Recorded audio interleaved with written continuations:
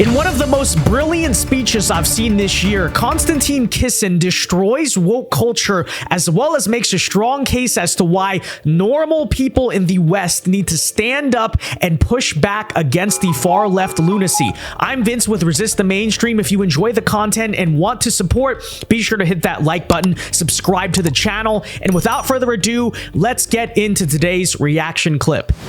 Hello and thank you. Alexander Solzhenitsyn once said that the strength or weakness of a society depends more on the level of its spiritual life than on its level of industrialization. If a nation's spiritual energies have been exhausted, he said, it will not be saved from collapse by the most perfect government structure or by any industrial development. A tree with a rotten core cannot stand.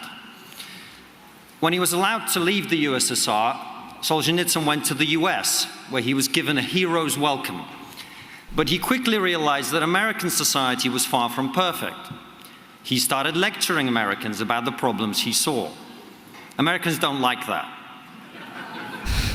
Like Solzhenitsyn, I come from the Soviet Union, but I have no intention of repeating his mistake. That's why I've come to Britain.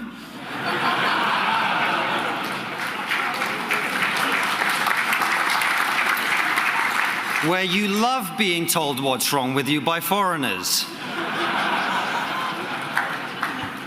You know what? Amidst the jokes, I think there's a valid point there, which is that, he brings up that a society cannot be healthy on the outside if it is not healthy spiritually on the inside. And that is obviously a criticism of the godless historical Soviet Union, but arguably many of these same spiritual sicknesses that once plagued our adversaries to the East now plague America, the UK, and much of the West as well. So again, I think there's a legitimate point to be made there. Who really won the Cold War in the end? Or at the very least, who is winning the Cold War today? Is it our side? Is it? Or did the enemy we were fighting abroad for so long ultimately infiltrate, subvert, and win right here at home? And I'm of course talking about communism itself. I don't know. Questions you should ask yourself. You have to be honest. 6 months ago, when Jordan and Philippa asked me to come here and speak at ARC about the importance of audacity, adventure, and a positive vision for our civilization, I was honored and delighted. But as I stand here today, after watching crowds openly celebrate mass murder on the streets of our cities, after watching the police spend more time debating Islamic theology on Twitter than enforcing the law, I'm starting to lose faith. I don't know how long our civilization will survive. For years now, many of us have been warning that the barbarians are at the gates. We were wrong. They're inside. Same point I just made, right? Now, look, I'm not going to be all doom and gloom. There are positives as well. I mean, say what you want about Hamas supporters. At least they know what a woman is.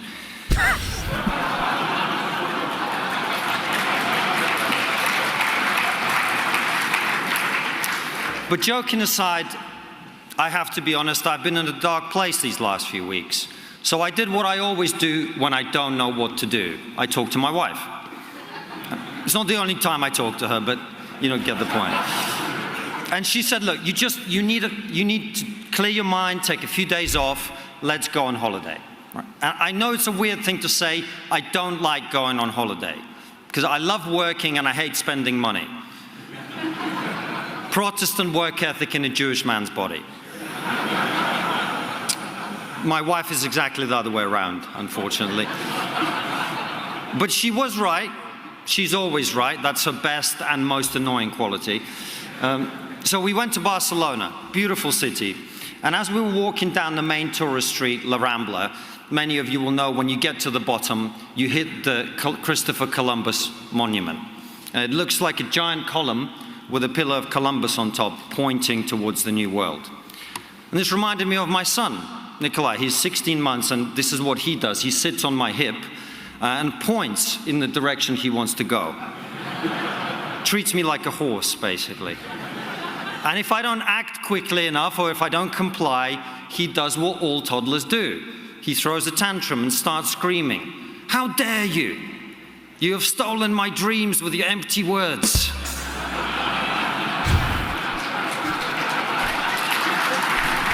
Greta Thunberg reference for those who have forgotten that infamous moment. And when he does, we read him a story and put him to bed. We don't give him a standing ovation in front of the UN. Yeah, exactly.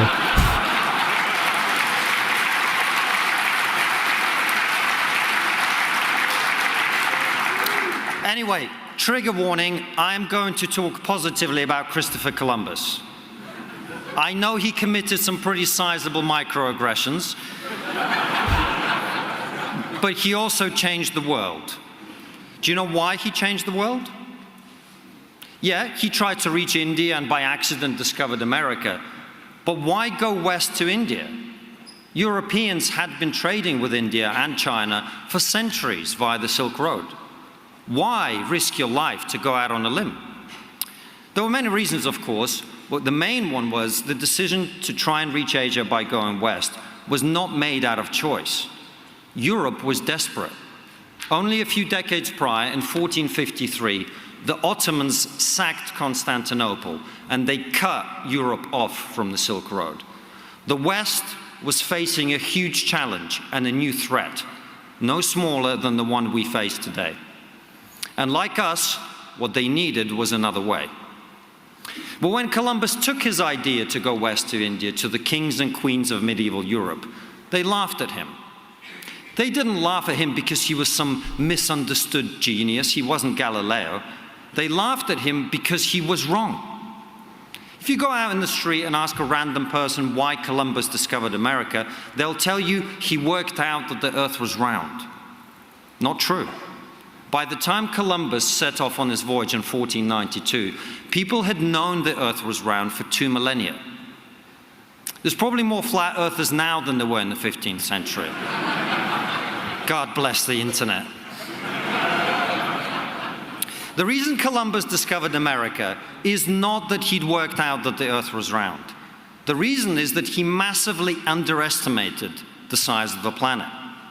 They were right to laugh at him. He was wrong. But he took that wrongness, he persuaded 90 other men to get into 3 boats smaller than the size of this stage and sail into the unknown. And he persuaded Queen Isabella of Castile and King Ferdinand of Aragon to fund his voyage. The moral of the story is, it doesn't matter how wrong you are, as long as you've got rich friends.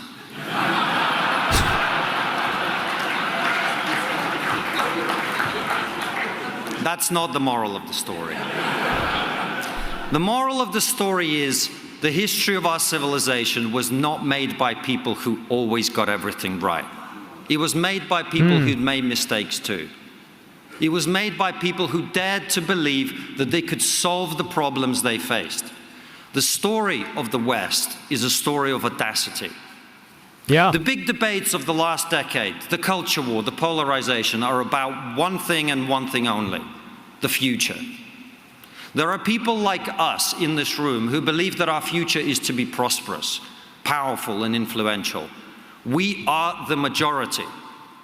But there are also some people whose brains have been broken by an excess of education, who believe that our history is evil, that we do not deserve to be great, we do not deserve to be powerful, that we must be punished for the sins of our ancestors. To them, our past is abominable, our present must be spent apologizing, and our future is managed decline. My message to those people is simple: how dare you? You will not steal my son's dreams with your empty words.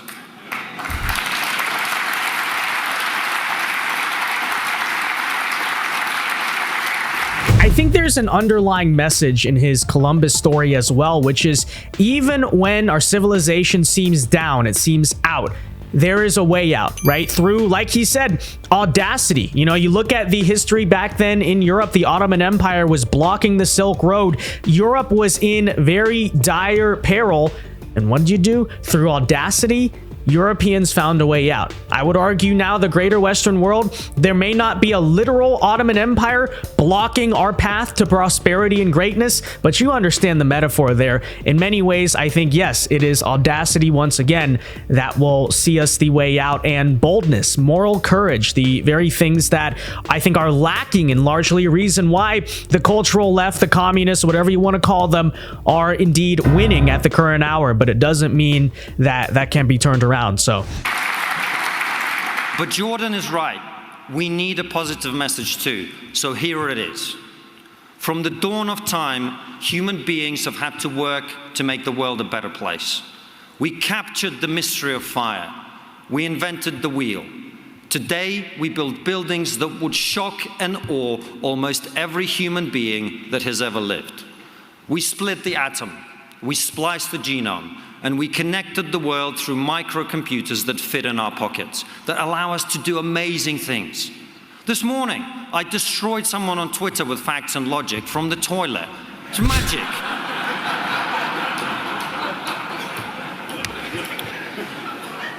Remember your grandparents?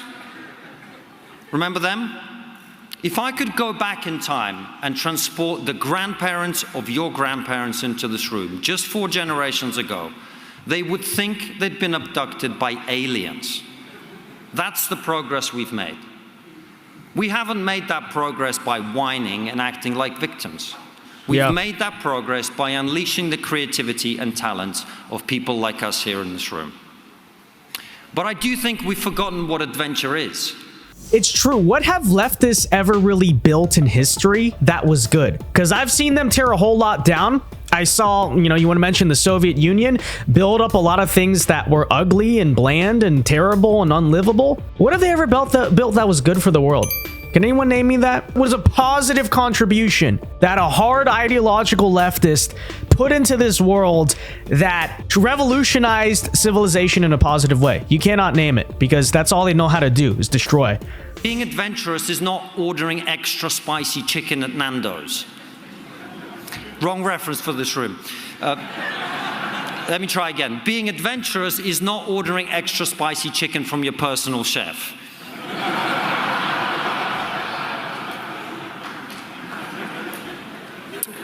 When Columbus and his men got on those boats and took a journey into the unknown, they sailed to certain death. You know why? It's not because they were braver than you and I. It's because they knew something we've forgotten. All death is certain. And so I say to our friends in the world of business, you've made your fortunes by maximizing your returns on your investments. We are in the fight of our lives. There is no greater return on your investment than to protect and preserve our civilization. Fantastic point. Fantastic. And so I invite you to follow in the footsteps of Elon Musk and Paul Marshall and Ben Dello and many of you here who are using your fortunes for the betterment of humanity. I say to our friends in the media, truth matters. We are in the fight of our lives. There is more to life than clicks and downloads. Let's move beyond the culture war, where all we do is bat away the litany of slanderous allegations about our history. Let's set the agenda. Let's remind our fellow citizens why we are where we are. Let's remind them that we are the most tolerant, open, and welcoming societies in the history of the world. We're not embarrassed about our past. We're proud of it. And to my colleagues in new media especially, I say this: the legacy media is dying for a reason. They cannot be saved, they cannot be reformed. Let's stop complaining about them and start building the media empires of the future ourselves.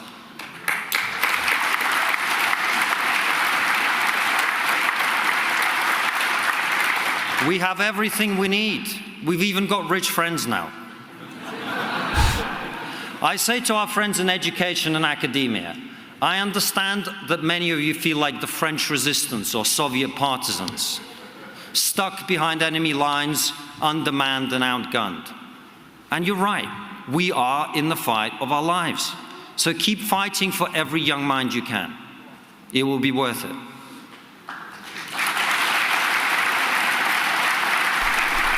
And this is such an important point he is making to a rather wealthy crowd here is, look, ultimately, If we want to fight back, if we want to fix and save civilization, it takes resources, and it's going to take the moral courage and the bravery, not just from the ordinary Joe, right? Because no revolution that was successful in history ever came directly straight up from like random ordinary people. It needs leaders. It needs people with power and influence who are willing to push back. Donald Trump, prime example that comes to mind there, obviously, but Elon Musk is another one. In America, I'd also point out people like Patrick Bet-David. This is what we need. And as he brings up there, death is the only thing that is certain in life. And there are frankly a lot of rich people in this country who, yes, have made their fortunes, but they just want to lay low, right? They don't want to deal with the persecution, with the hate, with the exclusion from the cocktail parties, who just could stay kind of silent about politics. Don't use their wealth, don't use their fortunes to ultimately guarantee a positive future for their children and push back against the craziness. That's not the way to go, right? That's not the way to go. We need moral courage. Everyone needs moral courage, and I think it's a great thing that he is speaking like this to a crowd of wealthy people, because we need their help, right? Ultimately, we need all the allies we can get. So with that said, folks, let me know your thoughts on all of this in the comment section down below. What did you think of this speech? And until next time, I've been Vince with Resist the Mainstream. Peace.